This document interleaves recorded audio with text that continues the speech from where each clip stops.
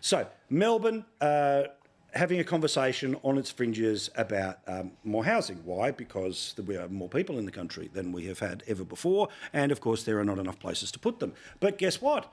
Depending on where the area is, locals turn around and say, not in my backyard.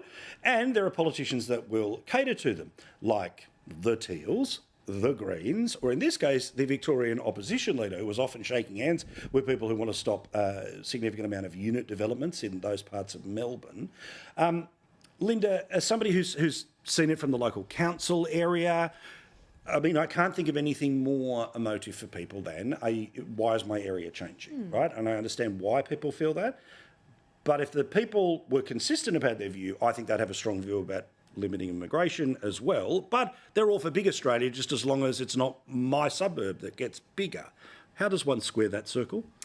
Look, I do think it's tricky because we know we have a shortage of houses, and some of that is because of materials and some of it's because of skill shortages. But in part, we do need to get on and build more housing and more housing in places that are close to jobs. So we've seen the opposition leader in Victoria kind of oppose a lot of this new housing and also say we should be going out to the regions. Now, I'm also for all new housing in the regions, great. But the problem is you've then got to find a way to fund the roads, you've got to find a way to fund the hospitals, Fix the potholes. Have these increased population centres in different places. So we do need to have these sensible conversations. I continue to think, and I'll say this till my dying day, local governments are the best place to have these conversations. And so kind of stripping away planning powers from councils where they don't want to give them away, that does make communities upset. I think councils are really well placed as a level of government to go to communities and say, hey, listen, you know, do you think this block or this street,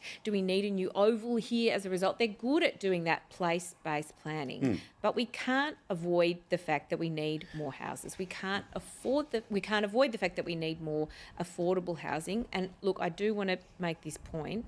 We should not make people choose between superannuation and housing. We should not allow a policy that allows people to draw down their superannuation. If they're going to earn... And it's going to pump up house prices. Right. And we know that. We will have a chat in another day about that. Well, immigration pushes it up as well. Scarcity is part of the issue too. Sure. James, again, there's always going to be the politician who turns around and says, leave everything the way that it is, please vote for me, right? Great.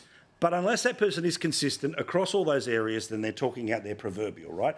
And you've seen this when you were running for state, right? There'll always be someone who's going to try to take that lane. But when it's the alternative premier of Victoria, I mean, you can't have it both ways. It can't just all go to Swan Hill and Bendigo.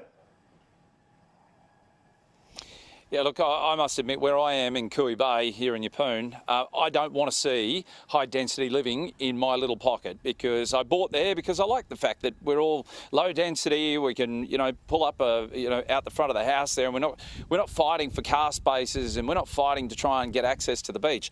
We've got no shortage of land in this country. If you haven't had a look on the map, a very, very minute amount of it has been developed. The issue that we've got here is it's hard to get approvals. That is the biggest challenge that any developer is faced with in our area, and I think this stretches right across the whole country. At the end of the day, if you don't want high density in your area, you should be allowed to say that. You should be voicing that opinion to your local councillors or members of parliament, and you should be listened to. I certainly don't want high-rise apartments built beside me. It's not what I'm looking for. So call me a NIMBY if you want, but at the end of the day, people have a right to live in their communities, not some high-density living area.